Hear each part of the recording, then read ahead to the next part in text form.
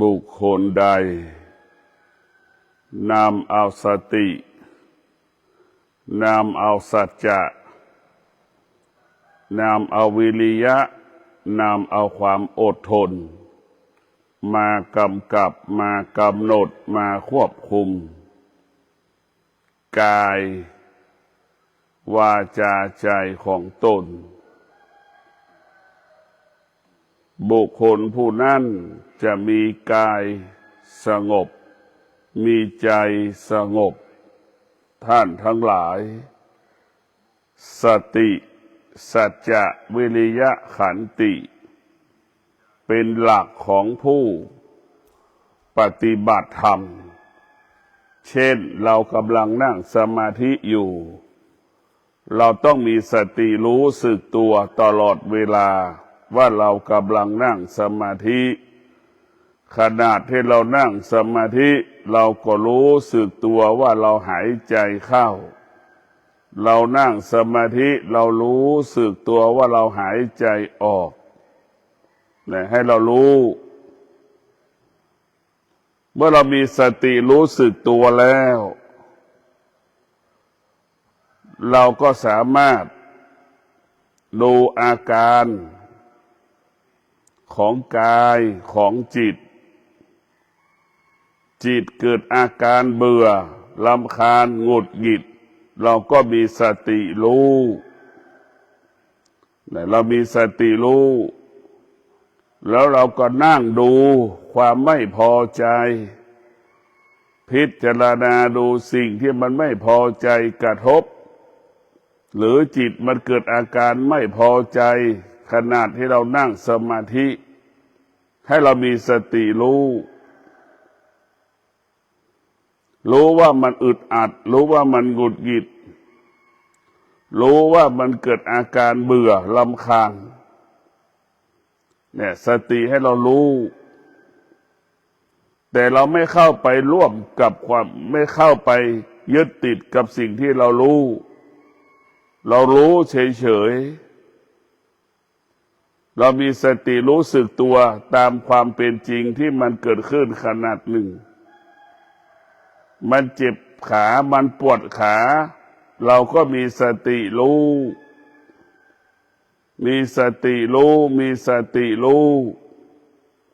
ว่ามันปวดขา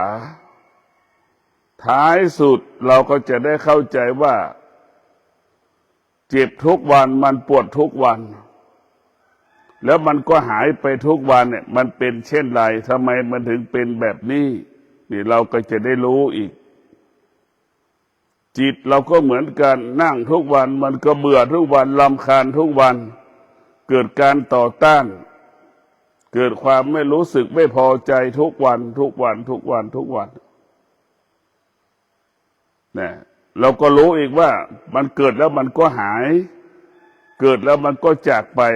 มันไม่คงที่มันเกิดอาการเหล่านี้เพราะอะไรเราจะได้พิจารณามันจึงเกิดคำว่าสิ่งที่เรารู้มันไม่เที่ยงเราจะได้รู้ว่าสิ่งที่เรารู้มันไม่เที่ยงเป็นสิ่งที่ไม่ทนเป็นสิ่งที่ทนได้ยากความสุขก็ดีความทุกข์ก็ดีเราจะเห็นได้ว่ามันสุขทุกข์เกิดขึ้นทุกวันมันก็ไม่ทน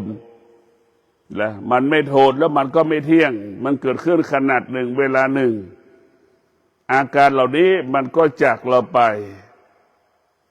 อาการเหล่านี้แล้วมันก็ดับไป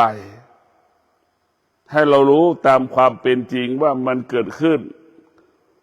ก็รู้ว่ามันเกิดแต่เราไม่ตอบสนองมันถ้าเราไปตอบสนองมันก็เหมือนเราไปติดเชื้อโควิด-19เหมือนเราไปตอบสนองมันเหมือนเราเป็นเชื้อไวรัสสาย A สาย B นั่นแหละ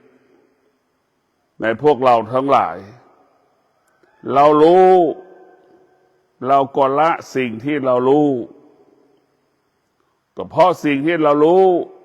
มันไม่เที่ยงให้เรารู้อย่างนี้รู้เราก็รู้ว่ามัน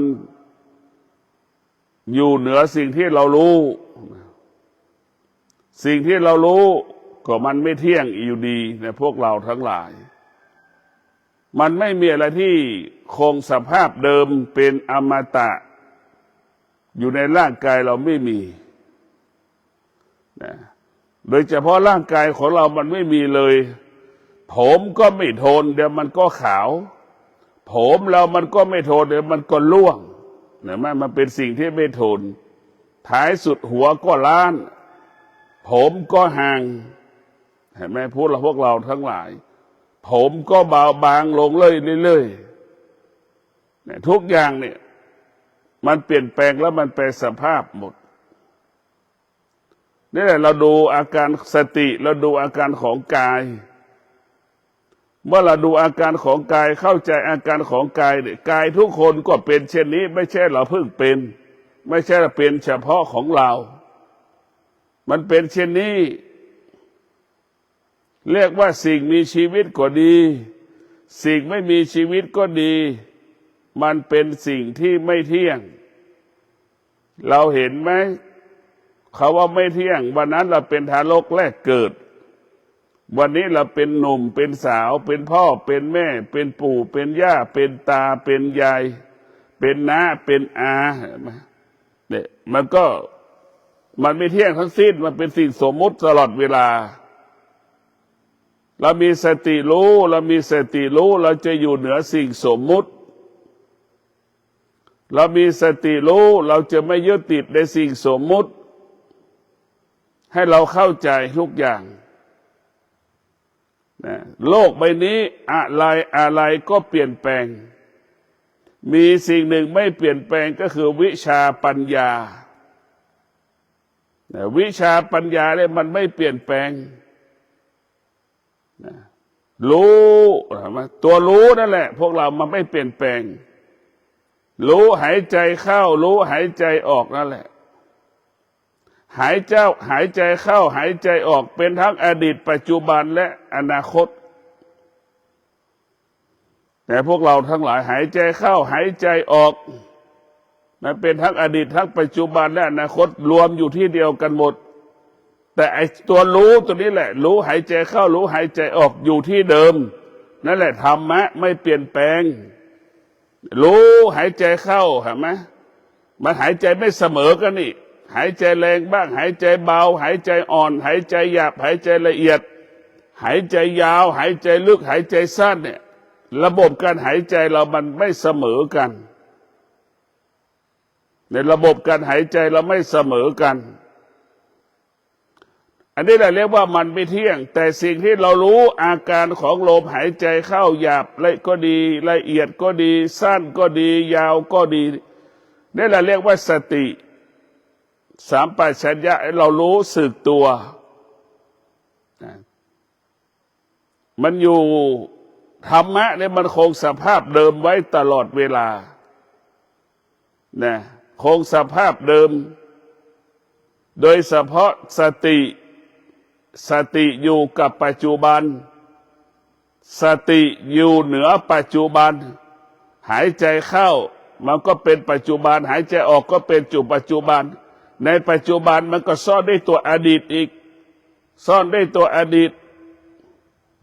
เมื่อปัจจุบันเกิดขึ้นแล้วมันก็กลายเป็นอดีตเกิดขึ้นก็กลายเป็นปัจจุบันทำให้เรารู้ว่าอดีตปัจจุบันแต่สติมันอยู่เหนืออดีตอยู่เหนือปัจจุบันสติไม่มีอดีตสติไม่มีปัจจุบันสติไม่มีอนาคตสติอยู่เหนืออดีตสติอยู่เหนือปัจจุบันสติอยู่เหนืออนาคตแต่พวกเราทั้งหลายสติรู้มันคงสภาพเดิมแต่พวกเราทั้งหลายรู้สติตัวรู้ตัวนี้รู้ความจริงรู้ด้วยวิชาปัญญาเรียกว่าสติและปัญญาให้เรารู้อยู่เหนืออดีตให้เรารู้อยู่เหนือปัจจุบันให้เรารู้อยู่เหนืออนาคตสติปัญญาไม่มีอดีตไม่มีอนาคตไม่มีปัจจุบันสติปัญญาเราจึงอยู่เหนืออดีตอยู่เหนืออนาคตอยู่เหนือปัจจุบันเหมือนเรานั่ง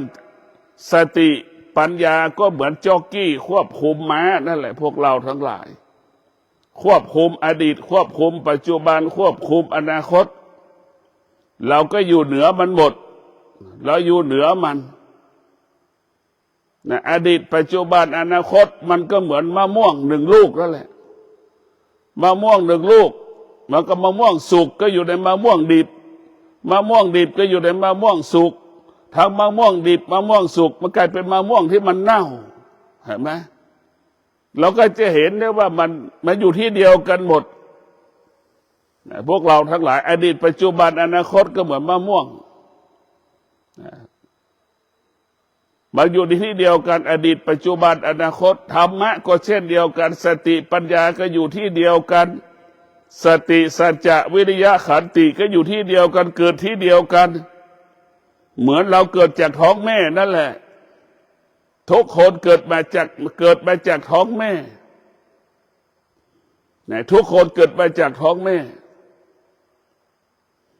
คนดีก็เกิดจากท้องแม่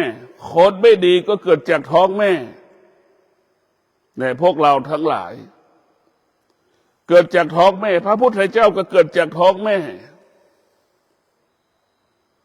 การเกิดมานี่คือความเสมอภาคการเกิดมันเสมอหมดไม่มีเสื้อคนไหนไม่มีเสื้อติดตัวมาไม่มีเงินแสนเงินล้านติดตัวมาแต่พวกเราทั้งหลายเราจะเห็นได้ว่าพวกเราต้องพิจารณาว่าการเกิดมาเสมอเหมือนกันหมดเกิดมาแล้วเนี่ยทำให้เราแตกต่างกันตรงนี้แหละสำคัญที่สุดใครมีสติมากเกิดมาแล้วมีสติมากก็จะมีชีวิตที่แตกต่างจากบุคคลอื่นมากเช่นผู้ที่ไม่ปฏิบัติธรรมมีสติมากธรรมะก็เกิดขึ้นมากเช่นผู้ที่ประกอบอาชีพต่างๆมีสติมากก็ประสบความสำเร็จในการปฏิบัติหน้าที่นั้นๆนี่แหละทำให้เราแตกต่างกันตรงนี้เกิดมาเหมือนกันใครมีธรรมะคนนั้นย่อมแตกต่างจากคนที่ไม่มีธรรมะเห็นไหมเกิดมาแล้วแตกต่างกันว่าใครเกิดมาแล้วมีความอดทนมาก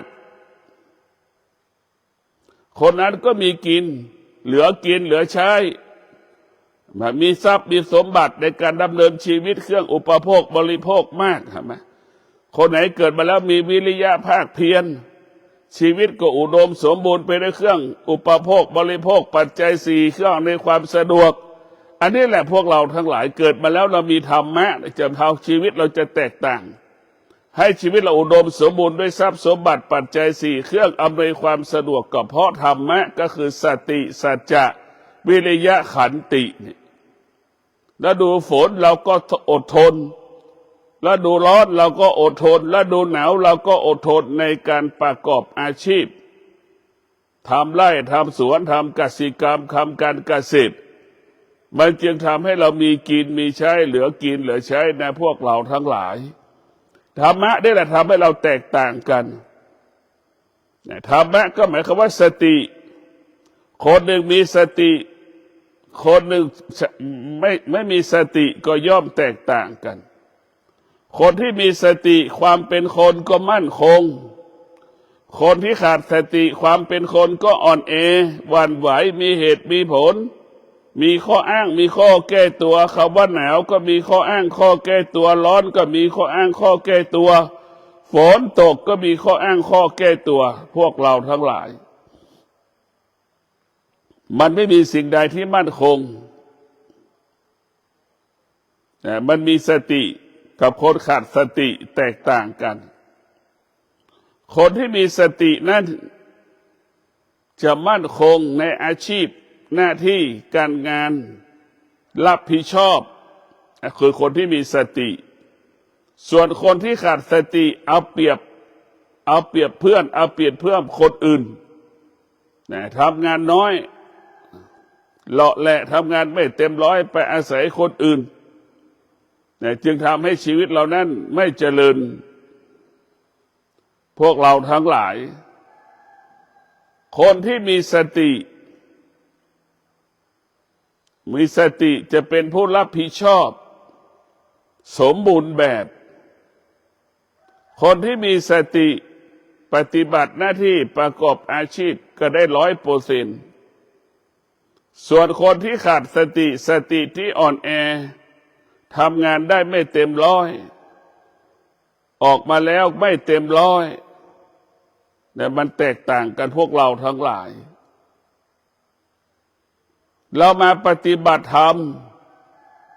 เนี่ยเราก็มีสติรู้ว่าเรามาปฏิบัติธรรมขณะที่เรานั่งสมาธิเราก็รู้สึกอาการว่ามันปวดเนี่ยเราก็รู้สึกว่ามันปวดแล้วก็จงรับรู้ว่าความปวดนี้มันเป็นสิ่งที่ไม่ทนจงรับรู้ว่าความปวดเป็นสิ่งที่ไม่ทนความเบื่อหน่ายก็เป็นสิ่งที่ไม่ทนมันก็เหมือนเราได้กลิ่นของเหม็นเดี๋ยวมันก็หายไปเองเหมือนเราได้กลิ่นของหอมน่ะมันก็ระเหยหายไปเองนะมันไม่สุกก็เป็นเช่นกลิ่นหอมกลิ่นเหม็นแหละมันไม่คงที่ทุกข์ใจพอใจไม่พอใจก็เหมือนกลิ่นของหอมของเหม็นมันไม่คงที่นะพวกเราให้เข้าใจมันเป็นสิ่งที่ไม่ทนแล้วมันก็เป็นสิ่งที่ควบคุมไม่ได้นะเราห้ามมันเจ็บก็ห้ามไม่ได้ห้ามมันปวดก็ห้ามไม่ได้แต่เรามีสติรู้มันได้มีสติรู้มันมีสติไม่ตอบสนองมันมีสติรู้มันมีสติไม่ตอบสนองมันเนี่ยพวกเราทั้งหลายเนี่ยเป็นสิ่งสำคัญที่สุดคือมีสติรู้มีสติไม่ตอบสนองมันเนี่ยเราต้องพิจารณาแบบนี้อย่างนี้พวกเราทั้งหลายถึงมีหน้าที่สติคือหน้าที่สติหน้าที่รู้แล้วแก้ไขให้เกิดความดีงามด้านอารมณ์ก็ดีด้านกายก็ดีมันจะเจ็บจะปวดก็ให้เรารู้เราก็อยู่เหนือรู้มันก็คงสภาพเดิมหงุดหงิดอึดอัดก็มีสติรู้แล้วมันก็คงสภาพเดิมให้เรารู้แบบนี้เราไม่ต้องไปตอบสนองมันเราไม่ต้องไปหาอะไรมาให้มันเดี๋ยวมันก็หายเองเหมือนเด็กร้องไห้นั่นแหละมันก็ร้องไห้เสร็จก็เดี๋ยวมันก็หยุดของมันเองจิตของเราก็เหมือนทารกแรกเกิดนั่นแหละมันร้องไปก็เดี๋ยวมันก็หยุดเองโดยอัตโนมัติแต่พวกเราทั้งหลายเราเกิดมาเป็นคนเรามีสติเราจะรักษาการเป็นมนุษย์เราเกิดมาเป็นคนก็สติจะรักษาการเป็นมนุษย์สติจะรักษาการเป็นสมณะสติจะรักษาการเป็นผู้ชายสติจะรักษาการเป็นผู้หญิงให้สมบูรณ์แบบเป็นพระสมบูรณ์แบบเป็นผู้ชายสมบูรณ์แบบเป็นพ่อสมบูรณ์แบบเป็นแม่สมบูรณ์แบบเป็นลูกของเป็นสมบูรณ์แบบคือสติจะรักษาการเป็นคนสมบูรณ์แบบรักษาหน้าที่ที่จะต้องทำให้เกิดคำว่าสมบูรณ์แต่พวกเราทั้งหลายธรรมะของพระพุทธเจ้าได้เป็นสิ่งสำคัญที่สุดเป็นสิ่งสำคัญและเป็นสิ่งจำเป็นอย่างยิ่งที่เราจะต้องพิจารณาจิตเราก็นึกดูได้จิตเราเกิดมาเราเคยฝึกไหมเราเกิดมาเราไม่เคยฝึกจิตของเรานะมันก็เหมือนสัตว์ที่อยู่ในป่าเราไปไล่จับสัตว์อยู่ในป่าแล้วมาขังคอกนะสัตว์มันก็เกิดอาการมันก็สำแดงอาการเช่นเดียวกับเราไม่เคยนั่งสมาธิเรากลับมานั่งสมาธิมันก็ออกอาการเหมือนเดียวกันมันยังไม่คุ้นเคยในพวกเราทั้งหลายมันยังไม่คุ้นเคยพอเราขังสัตว์ไว้สัก4-5 วันไก่ก็ดีงัวควายช้างม้าก็ดีมันก็จะคุ้นเคยมันไม่ออกอาการมันไม่สำแดงอาการเช่นเดียวกับจิตของเรานั่งสมาธิไปสัก2-3 ครั้ง1 วันเดี๋ยวมันก็คุ้นเคยไปเองแล้วพอเรานั่งไปจิตเราสงบ เราจึงรู้แล้วว่าความสงบเป็นสิ่งที่มีค่าความสงบเป็นสิ่งที่ประเสริฐความสงบเป็นสิ่งที่อัศจรรย์ใจทำให้เราเป็นความสุขสุขได้ความสงบกับสุขได้วัตถุสิ่งของต่างๆมันแตกต่างกันพวกเราแต่สุขเกิดจากการนั่งสมาธินั้นเป็นสุขที่มีค่ามีความหมายเป็นสุขที่ซื้อขายไม่ได้เป็นสุขที่แสวงหาจากสถานที่ต่างๆไม่ได้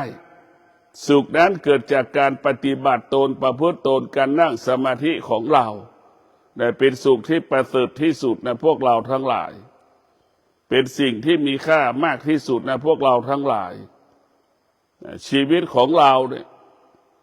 เกิดมาเราก็ต้องการความสุขสุขที่ได้เป็นสุขปลอมเป็นสุขเทียมทั้งสิ้นเป็นสุขปลอมทั้งสิ้นสุขที่แท้จริงก็คือความสงบนี่แหละคือความสุขที่แท้จริงเราต้องพิจารณาว่าระหว่างความสงบกับความสุขอันไหนเราต้องการมากที่สุดเราต้องการมากที่สุดเราต้องพิจารณาความสุขเราต้องการเหมือนเรากินข้าวนั่นแหละเราจะกินข้าวสัก3-4 ชั่วโมงเราถึงจะกินข้าวสุขเราก็ต้องการเช่นนั้นแหละ3-4 ชั่วโมงแต่ความสงบนั้นเราต้องการทุกชั่วโมงในพวกเราความสงบเราต้องการมันทุกชั่วโมงเรียกว่าสุขเราต้องการมันแค่บางเวลาความสงบเราต้องการมันตลอดเวลากายวาจาใจสงบนั่นแหละคือความสุขจิตสงบนั่นแหละคือความสุขจิตสงบกายสงบใจสงบ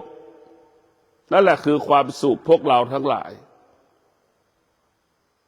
ความสงบเป็นสิ่งที่ประเสริฐเป็นสิ่งที่มีค่าจึงฝากให้พวกเราได้พิจารณาว่าความสงบกับความสุขเราต้องการสิ่งไหนมากที่สุดทุกคนก็จะรู้ได้คำตอบว่าเราต้องการความสงบมากความสงบเราต้องการตลอดเวลาดังคนจำนวนมากมีคู่ครองแล้วไม่มีความสุขมีลูกแล้วไม่มีความสุขมีทรัพย์มีสมบัติแล้วไม่มีความสุขมีอาชีพหน้าที่การงานแล้วไม่มีความสุขเพราะจิตมันไม่สงบใช่ไหมจิตมันไม่สงบเบื้องต้น80%เข้าใจว่ามีครอบครัวแล้วจะมีความสุขมีลูกแล้วจะมีความสุขมีปัจจัย4มีทรัพย์มีสมบัติแล้วจะมีความสุขเราเข้าใจเช่นนั้นพอเรามีจริงๆเป็นจริงๆมันก็ไม่มีเราเห็นหาความสุขไม่ได้เจอแต่ความทุกข์ประสบแต่ความทุกข์ประสบแต่ภาระปัญหาต่างๆเห็นไหมพวกเราทั้งหลายจิตนั่นแหละเราเรียกว่าจิตมันจะหลอกเราจิตมันจะหลอกเราอยู่ตลอดเวลาเนี่ยมันหลอกเราตลอดเราได้ถูกจิตหลอกตลอดเวลาจิตนั้นเป็นสิ่งที่น่ากลัวที่สุดพวกเราแก๊งคอลเซ็นเตอร์ยังไม่กลัวไอ้จิตที่อยู่กับเราเนี่ยแหละเราอยู่กับจิตเนี่ยตัวเราหลอกเราเนี่ยสิ่งที่น่ากลัวตัวเราหลอกตัวเราเนี่ยเป็นสิ่งที่น่ากลัวที่สุดแต่เราหลอกมาจนตอนเราแก่เราเฒ่าจนชรานะเราหลอกเรามาตลอดหลอกตัวเองมาตลอดเวลาคิดว่าเป็นพระแล้วจะสบายมันเห็นไหมคิดว่าเป็นพระแล้วจะสบายคิดว่าเป็นพระจะมีความสุขเห็นไหมมันก็ไม่ใช่นี่แหละนี่แหละพวกเราทั้งหลายถ้าเราขาดปัญญาแล้วมันจะไม่มีคำว่าความสุขเมื่อเราขาดสติปัญญาแล้วจะมีแต่คำว่าความทุกข์ถ้ามีสติปัญญาแล้วจะมีแต่คำว่าความสุขถ้าเรามีแต่ความคิดมีแต่คำว่าสนุกเรามีแต่ความคิดมีแต่คำว่าสนุกพวกเราทั้งหลายต้องพิจารณาสติปัญญานี่สำคัญที่สุดเมื่อเรามีปัญญามากเราก็จะรู้ความจริงมากเห็นความจริงมากดังเขาว่า สงบมากเท่าไหร่ความสุขก็เกิดขึ้นมากเท่านั้นพวกเราทั้งหลายสุขของความสงบมันไม่ได้เหมือนสุขมะม่วงที่มันสุกแต่พวกเราทั้งหลายสุขของความสงบนั้นมันเหมือนความรู้สึกเฉยๆมันเกิดขึ้นที่จิตเรามันเกิดขึ้นที่กายเรากายเราสัมผัสจิตเราสัมผัสมันจะเกิดคำว่าความสุขสุขเหล่านี้มันสุขเกิดจากคำว่าจิตมันว่างสุขเหล่านี้จิตมันปล่อยวางทุกสิ่งทุกอย่างและความสุขที่มันเกิดขึ้นเราก็รู้อยู่รู้ว่ามันไม่มีตัวเราก็ไม่มีไม่มีหัวไม่มีตัวแต่มันจิตมันรู้ว่ามันสุขใช่ไหมมันรู้ได้จิตมันนะทุกเราทั้งหลายไม่มีตัวไม่มีตนแต่มันมีจิตตัวอยู่ตรงไหนยังไม่รู้กายอยู่ตรงไหนยังไม่รู้แต่รู้สภาวะจิตมันรู้ของมันพวกเราทั้งหลายต้องพิจารณาเราต้องบำเพ็ญภาวนาให้มันสงบและให้เกิดคำว่าความสุขและพวกเราจะหลงไหลในความสุขที่เกิดจากความสงบมันเป็นสิ่งที่งดงามที่สุดเป็นสิ่งที่มีค่าที่สุดถ้าความสุขนั้นเกิดจากความสงบจึงฝากให้พวกเราได้โปรดพินิจพิจารณาว่าความจริงของชีวิตเรานั้นมันอยู่กับธรรมะเท่านั้นธรรมะของพระพุทธเจ้าเป็นผู้สร้างสรรค์ชีวิตไม่มีสิ่งใดที่จะทำลายชีวิตเราไม่มีธรรมะพระพุทธเจ้าทุกข้อทุกบททุกตอนทุกคำสอนเป็นเรื่องสร้างสรรค์ชีวิตเป็นการสร้างสรรค์ชีวิตเราหมดเป็นการพัฒนาชีวิตเราเป็นการเปลี่ยนแปลงชีวิตเราให้เกิดความดีงามยิ่งขึ้นไปดังคำว่าอดทนอย่างเงี้ยเราคนยากจนอดทนก็มีกินอดทนก็มีเก็บอดทนเหลือกินเหลือเก็บเหลือออมเหลือแบ่งปันนี่แหละคือความธรรมะเปลี่ยนแปลงชีวิตของเราให้เราอยู่ดีกินดีอยู่เย็นเป็นสุขก็คือจิตสงบนี่แหละอยู่เย็นเป็นสุขทำให้เรามีสติปัญญาแล้วอยู่เย็นเป็นสุขพวกเราทั้งหลายสติสัจจะวิริยะขันติหลักการเปลี่ยนแปลงแล้วว่าหลักการเปลี่ยนแปลง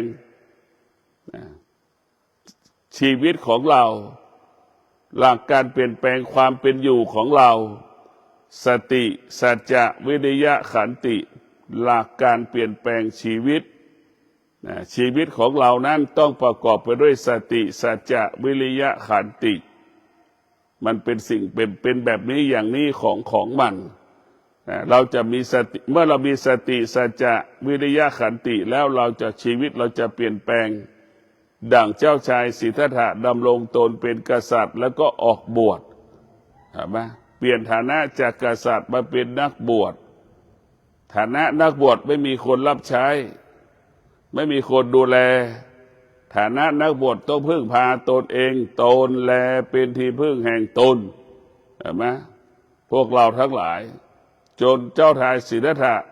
เปลี่ยนฐานะนักบวชมาเป็นศาสดาเอกของโลกเห็นไหมเปลี่ยนฐานะนักบวชมาเป็นศาสดาเอกของโลกเราได้เข้าใจกันแล้วว่ามันเป็นอันนี้มันมีอานุภาพของมันแต่พวกเราต้องพิจารณาเรามีสติเนี่ยสติเท่านั้นแหละที่เราจะพัฒนาจิตเราได้ลำพังจิตของเรานะมันเป็นผู้ไม่รู้ตั้งแต่เกิดนะหรือลำพังจิตของเรามันรู้เรื่องธรรมชาติแค่นั้นแหละมันไม่รู้เรื่องธรรมะมันรู้เรื่องธรรมชาติทั้งสิ้นหิวเนี่ยมันเป็นธรรมชาติใครบ้านเกิดมาไม่หิวใครบ้านเกิดมาไม่ทุกข์ใครบ้างเกิดมาไม่พอใจน่ะมันรู้เรื่องธรรมชาติทั้งระบบแต่มันไม่เคยรู้เรื่องธรรมะถ้าจิตมารู้เรื่องธรรมะโลกใบนี้สงบสุขโลกใบนี้จะได้อยู่อีกล้านเท่าแต่ทุกวันนี้เราไม่อยากจะอยู่เพราะมนุษย์ทำลายโลกมันคงสภาพเดิมมนุษย์ต่างหากที่อาศัยอยู่บนโลกใบนี้เปลี่ยนแปลงสิ่งที่มีอยู่บนโลกใบนี้มนุษย์ต่างหากที่ขาดสติเปลี่ยนแปลงสิ่งที่มีอยู่บนโลก สิ่งที่มีอยู่บนโลกใบนี้จึงเปลี่ยนแปลงด้วยน้ำมือมนุษย์ด้วยความคิดของมนุษย์โลกมันไม่เปลี่ยนแปลงมนุษย์ต่างหากเปลี่ยนแปลงโลกหินมันก็ยังเป็นหินเหมือนเดิมเมื่อล้านปีน้ำก็คงสภาพน้ำเหมือนเดิมแต่มนุษย์ต่างหากที่มาเปลี่ยนแปลงสิ่งที่มีอยู่บนโลกใบนี้ในพวกเราทั้งหลายร่างโลกก็คือร่างกายของเราโลกก็คือร่างกายของเราสิ่งที่มีอยู่บนโลกใบนี้ได้แก่อารมณ์ความรู้สึกอารมณ์ความรู้สึกมันก็เป็นปกติของมันเหมือนกับบทมนุษย์เกิดมามีชีวิตเหมือนมีความรู้สึกเสมอมันกันหมดอยากได้อยากมีอยากเป็นนี่คือสภาพจิตมนุษย์เกิดมาแล้วได้ศึกษาเรียนรู้หลักธรรมคำสอนของพระพุทธเจ้าเนี่ยอันนี้คือแตกต่างละมนุษย์คนไหนที่เกิดมาแล้วได้ศึกษาเรียนรู้หลักธรรมคำสอนของพระพุทธเจ้ามนุษย์ผู้นั้นจะเป็นมนุษย์ที่ผิดปกติมนุษย์ผู้นั้นจะแตกต่างจากมนุษย์ทั่วไปดังหลวงปู่มั่นก็เป็นมนุษย์แต่หลวงปู่มั่นก็อยู่เหนือมนุษย์แตกต่างจากมนุษย์ทั้งหลายยอมรับยกย่องสรรเสริญกราบไหว้เทิดทูนบูชาหลวงปู่มั่นจึงเป็นพระต้นแบบเป็นพระแบบอย่างทางวิปัสสนากรรมฐานเป็นพ่อแม่ครูบาอาจารย์ที่สืบทอดวิชากรรมฐานมาถึงปัจจุบันนี้หลวงปู่มั่นจึงเป็นพระต้นแบบทางกรรมฐานเป็นพระตัวอย่างกรรมฐานให้กับลูกๆหลานๆได้นำไปปฏิบัติสืบทอดต่อหลวงปู่มั่นมาถึงทุกวันนี้ในพวกเราทั้งหลายเราก็มีสติหลวงปู่มั่นไม่ได้สร้างศาสนวัตถุหลวงปู่มั่นไม่เห็นศาสนวัตถุมีค่าหลวงปู่มั่นเห็นแต่ศาสนธรรมคำสอนพุทธเจ้ามีค่าพระปฏิบัติที่เราเห็นอยู่ก็มีหลวงพ่อเกษมอีกลูกหนึ่งภาคเหนือเราก็มีหลวงพ่อเกษมเขมมาโกลำปางไม่สร้างเลยศาสนวัตถุใครมากราบมาไหว้ก็สงบนิ่งเหมือนก้อนหินเหมือนท่อนไม้ไม่เกิดอาการไม่แสดงอาการเป็นพระที่นอนหลับตาทุกวันเป็นพระที่ประเสริฐที่สุดคือหลวงพ่อเกษมเขมมาโกเป็นพระที่บริสุทธิ์มากนั่งหลับตาวันหนึ่งคนไปกราบไหว้ท่านไม่ได้นั่งรับแขกท่านนอนสมาธิตลอดเวลาทั้งวันทั้งคืนนอนอย่างเดียวหันหน้าเข้าฝาท่านนอน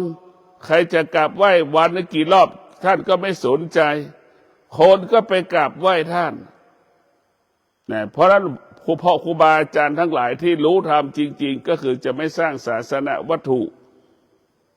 ไม่สร้างศาสนวัตถุเห็นศาสนธรรมเหนือศาสนวัตถุ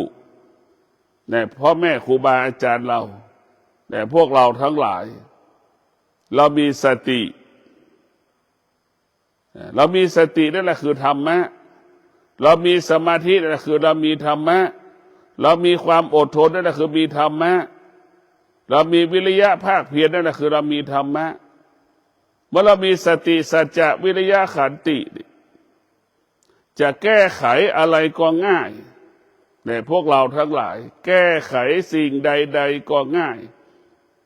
จะพัฒนาสิ่งใดๆก็สะดวกสติสัจจะวิริยะขันติเราจะเป็นเลิศก็เพราะเรามีสติสัจจะวิริยะขันติเราจะเป็นเลิศในพวกเราทั้งหลายเราจะเป็นเลิศอยู่ตรงนี้แหละสติสัจจะวิริยะขันติเราจะเป็นเลิศเพราะเรามีสติสัจจะวิริยะขันติดังพระพุทธเจ้าก็เป็นมนุษย์แต่พระพุทธเจ้าเป็นบุคคลที่โลกยอมรับยกย่องสรรเสริญพระพุทธเจ้าแตกต่างจากศาสดาอื่นๆก็คือแตกต่างตรงที่นั่งสมาธินี่แหละแตกต่างตรงที่สติปัฏฐานสี่นี่แหละให้เรารู้จักกายให้รู้จักจิต ให้จิตอาศัยกายให้กายอาศัยจิตทั้งจิตทั้งกายอยู่ร่วมกันอย่าได้ขัดแย้งกันถ้าเราฝึกจิตแล้วกายมันก็สงบจิตมันก็สงบมันจะไม่ขัดแย้งกันถ้าเราไม่ได้ฝึกจิตไม่ได้ฝึกกายกายกับจิตมันขัดแย้งกันเนี่ยพวกเราทั้งหลายเรามีสติพิจารณามีสติพิจารณาฝึกฝนจิตฝึกฝนกายให้กายกับจิตของเรานั้นให้กายกับจิตของเรา